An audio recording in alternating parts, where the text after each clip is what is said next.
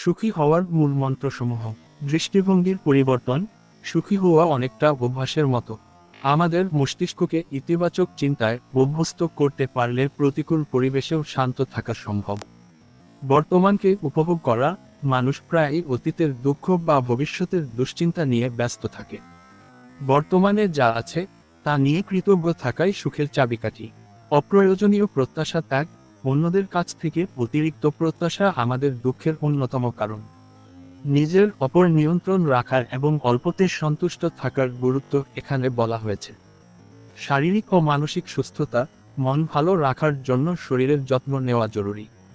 নিয়মিত ব্যায়াম এবং সঠিক খাদ্যাভ্যাস মানসিক প্রশান্তিতে সাহায্য করে। মেডিটেশন বা ধ্যানের ভূমিকা।